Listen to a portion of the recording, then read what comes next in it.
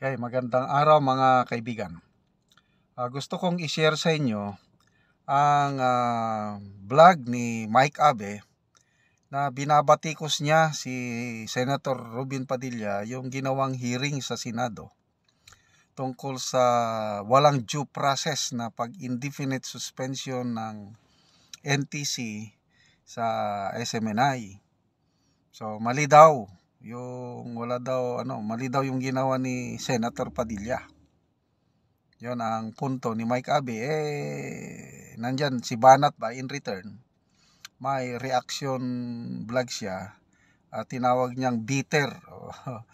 May hinanakit si Mike Abe sa SMNI. Kaya ganun na lang ang kanyang birada sa SMNI kay Senator Robin Padilla.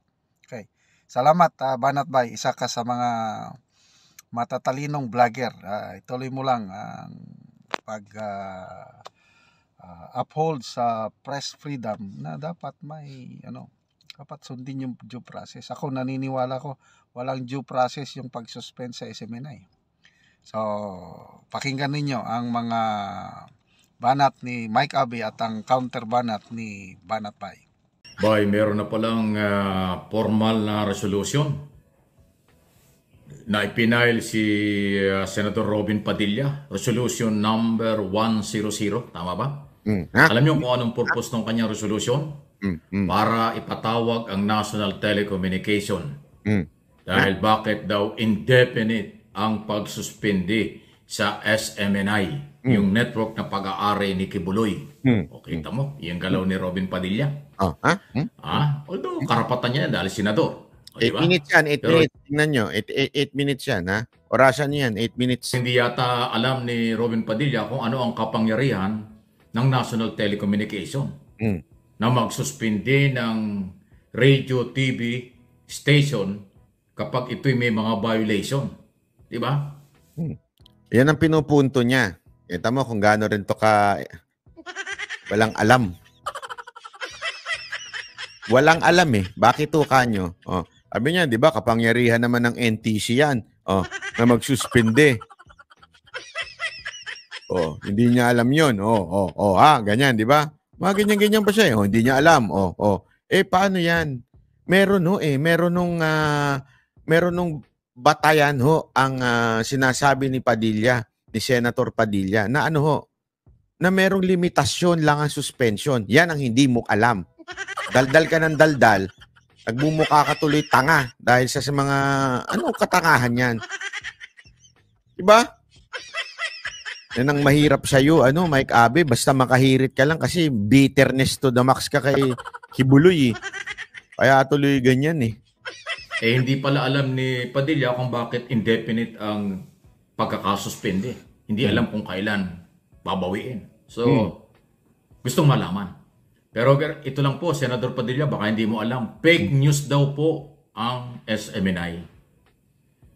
Nagpapakalat. Basihan niya, fake news daw po.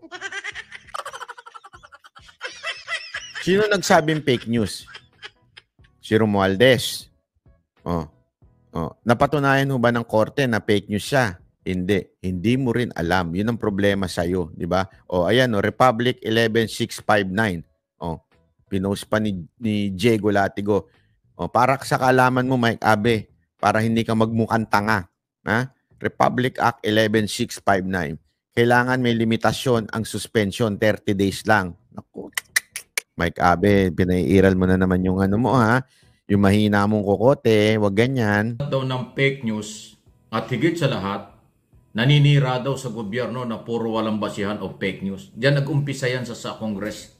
Banata nila si Speaker Martin Romualdez at yung iba pa. Doon nag-umpisa yun eh. Kaya sila sinuspindi. Indefinite.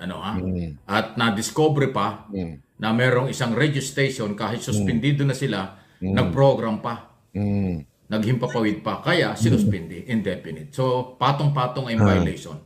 Pero tama lang ito. Abangan din natin.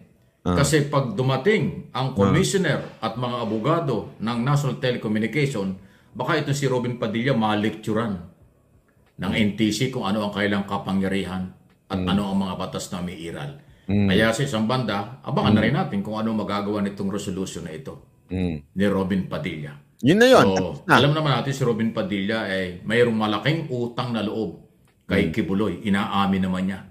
Ayaw nga niyang maaresto si Kibuloy. Ayaw niyang maimbitahan sa Senado si Kibuloy. So ngayon, ang kanyang iimbestigahan at iimbitahan ay ang gobyerno through National Telecommunication Office of the President. Ayan. At dahil dyan, ang aking pong analysis at opinion, ay talagang ayaw nilang galawin. Yung tapos na sa third and final reading sa Kongreso bago nag-recess. Ng Holy Week, bago nag-recess ng Holy Week, na Tapos na yung punto niya, pinapahaba na lang niya. Para umabot ng 8 minutes. pagkansila sa prangkisa ng SMNI. Di ba? 9710 yung proposed bill at inaproba ng Congress. 284 congressman yata ang bumoto ron na pumabor na kansilahin dahil nga sa fake news ang SMNI. Nasa Senado na yan. Dapat galawin ng Senado yan. Dapat pag-usapan sa Senado. Pero ngayon ang lumalabas, iba ang galaw ni Padilla. Ang gusto niya, Ulit-ulit, paulit-ulit. Ano to? Paulit-ulit? ay imbestigahan kung bakit sinuspende. Hindi niya tinatapik o pinag-uusapan kung ano ang kailang gagawin dun sa proposed bill ng Congress na tapos na for revocation. O, kita nyo? Kaya kaabang-abang, lutang na lutang dito, talagang kampihan, parang ganon. Okay? Yan ang galaw ng isa sa mga senador na identify kay Kibuloy at sa 351 na. Rosa, yung mag-ina na Bilyar o kaya ito si Amy. O yan. More or less. Baka yan yung mga senador na tututol. Sinasabi ko, baka, hindi ko pinangunahan. Baka yan yung tututol para sa revocation ng prangkisa ng SMNI. Kasi ngayon pa lang, hindi nga nila pinag-uusapan yan eh. Alam ba nyo, isang araw ay nag-press conference pa si Joel Villanueva, majority leader, na-topic ko na rin yata yun, ng Senado, ni hindi kasama sa priority. Hindi kasama sa agenda ng Senado sa kailang pagbabalik. Radyo at TV lang ang sakop nun. Tanga. Sabi nito, grabe naman, no? Social media platform di kasama. Wag mo, hayaan nyo na magbakatanga siya. Ganun talaga. Yan tuloy, natanong to si Mike Abe. Asa na yung secret deal?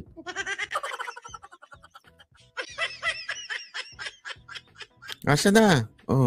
Akala ko ba may secret deal si Duterte? Ay, pambihira ka. Ikaw ang fake news. Mike Abe, akala ko ba may secret deal? Sinabi ng China, wala. Sabi ng China, meron. Mike Abe, fake news ka pala eh. Pambihira ka. Sabi mo meron eh. Secret deal. Tapos ngayon, sabi ng China. Hindi, di ba tandaan nyo? Sinabi nito, sabi daw ng China may secret deal. Biglang sumagot ang China, sabi wala naman secret deal. Sino kayo ng fake news? Kayo ng coming April 29, kalang trabaho, natalakayin yung proposed bill ng Congress tungkol sa pag-revoke ng yan, natapos na sa kanila at dapat nasa Senado. So, hindi priority. So, ayan, kita nyo. Lutang at nakikita natin ang mga senador na pumapabor sa may-ari ng network. So, yan ho yung kaabang-abang. At dahil dyan, muli ko hong ipinapaalala sa iyo, mag-i-eleksyon naman tayo sa 2025 at 20... Hirap na hirap siyang pahabain, no? Ano na ba ngayon? 4 minutes and 5 minutes pala. Saktong 5 minutes na. 3 minuto pa. Mahirapan ka niyan. Paano mo ipahabain yan? 2028, tandaan natin ang mga pangalan ng mga taong ito. Kayo na ang bahala kung ano inyong gagawin. Oo, tatandaan talaga namin. Baka maging senador. Ay, talagang tatandaan namin ang pangalan ni Senator Padilla. Iaangat namin yung Vice President o di kaya Presidente. May bayag eh. Ayaw na namin siya walang bayag. Ulit niya mga yan. Kung hindi niyo susuportahan dahil sa kailang mga performance ngayon, edi nasa inyo yan. Malaya po kayo dahil ang trabaho ko lang naman ay magbigay ng impormasyon. Pero alam na namin yan, paulit-ulit pa para humaba lang yung kwento niya. Bira. Ang pagpapasya pagdating sa eleksyon, nire-respeto ka yan. Exclusive sa mga botanteng Pilipino. Registered voters ang merong eksklusibo na karapatan kung ano ang kanyang gagawin during election day. Ayaw kong ma-influensyahan sila. Ang akin dito, paalaala lang. Ulitin ko, kung gusto nyo manatili, yung sa tingin ninyo'y alanganing mga senador, nasa inyo yan. Kung gusto naman rin po ninyong tanggalin ng mga yan sa Senado, o edi nasa inyo rin pagdating ng halalan. Ayan, okay? So, ayan po yung galaw. O, any comment, reaction, malaya po kayo. Itong issue pa rin ho, ako ano ba ito? Tapos na siya, kaya kailangan niya na magbasa ng mga comment. Oh. Wala pang 6 minutes. Tapos na siya. Kailangan niya magbasa ng comment para humaba. Talaga? Totoo ba yan?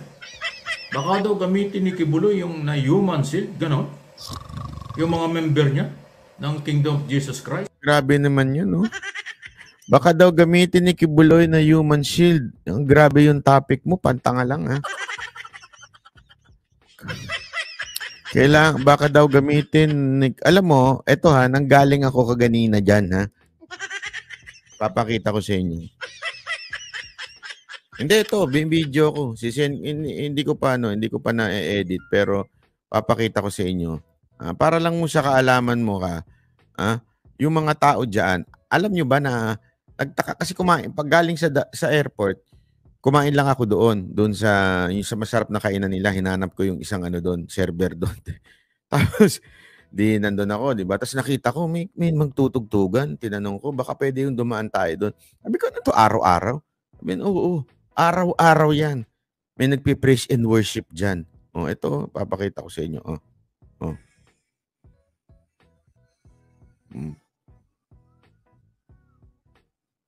Kanina lang yan, Yan daw yung gagawin niyang human shield.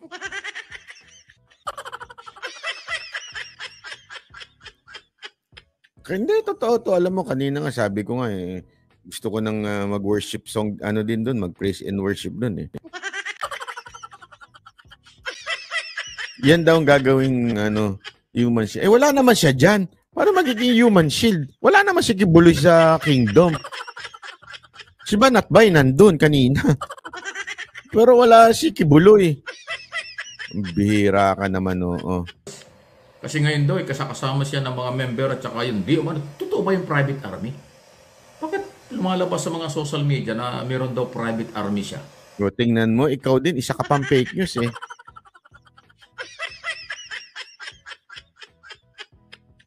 Isa pa itong fake news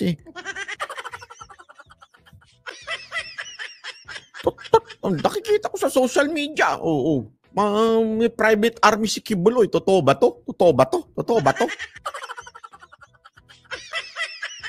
Totoo ba to? Para lang talaga masabing hindi siya nagpapakalat ng tanong, nagpapakalat ng fake news, tinatanong niya. Totoo ba to? Totoo ba to? Totoo ba to? May kumakalat din. Paano ba yon? May kumakalat din Mike Abe, na bayaran ka Totoo ba yun? Totoo ba yun? Totoo ba yun? Totoo ba yun? Totoo ba yun? Ako, nagtatanong lang Nagtatanong lang ako Kasi kung ikaw, sinasabi mo, nagtatanong ka lang na totoo ba may private army? Tanong ko sa'yo, totoo ba na bayaran ka din daw? Kasi may nababasa ako, may napapanood ako Sabi, totoo ba yun? Hindi, ako nagtatanong lang naman ako kung totoo yun. Ako hindi totoo, okay lang. Ako nagtatanong lang din ako. Para lang humaba, talagang sasalsalin niya yung balita. Wow. Wow. Wow! Totoo ba yun? Wow. Wow. Totoo ba yun? Bayaran ka din? Sabi? Wow, Wow. Wow. Ginagaya lang kita, ha? Wow.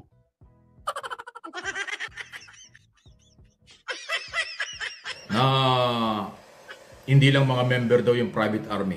Meron daw membro ng pulis sa Davao. Totoo ba yun? Totoo ba yun? Mabigat. Parang gago lang Ang inang pagbablog to. Parang gago lang. Totoo ba yun? Totoo ba yun? Totoo ba yun? Wow, May mga pulis din daw, wow.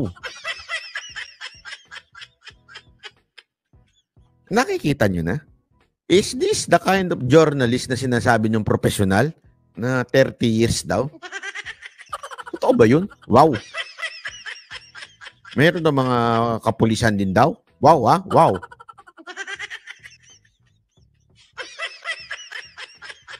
Pag ako talaga makakita ng pulis mamaya dyan sa, kingdom na yan, tatanungin ko talaga, kakausapin ko, totoo ba? Private army ka daw? Wow, wow, wow.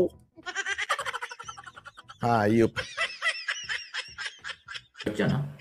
Yung ba dahilan kung bakit hindi ma-penetrate ng hindi makapasok sa mga dapat nilang pasukin itong NBI at saka pulis? Sa Hindi makapasok. Hindi ka nanonood ng balita. Palabas-pasok nga sila dyan eh. Mike Abe, what's the real deal? Are you really bitter? Ganun ka na ka-bitter talaga? Sobra ka na bang bitter kay Pastor Kibo? Sasabihin mo hindi makapasok? Ilabas-pasok ng mga pulis at sa mga... Di ba ilang beses hinalughog yan? Ng NBI at saka ng pulis yung mga pagmamayari ni Kibo. Ito sasabihin mo hindi makapasok? Wow! Tapos, para hindi ka makasuhan, patanong ano mo? Wow, ah. Wow. Wow. pag-i-issue ng 3 warrant, 2 warrant of arrest sa Regional Trial Court ng isa sa Regional Trial Court ng Pasig, Wow. yung isa ay sa Davao City, RTC, at yung isa ay warrant of arrest galing sa Senado. Yung ba yung dahilan? No? Kaya nga, ang tatanong lang tayo, totoo ba na yung mayroon siyang private army? Oh, ako rin, nagtatanong lang din ako, totoo ba yung mga nababasa ko? Nabayaran ka daw? Hindi, totoo ba yun? Kaya ka bumaligtad ng todo-todo kasi bayaran ka daw? Di umano? At yan ay tinatanong ko lang. Tanong lang naman po yun, ha? Wow, wow.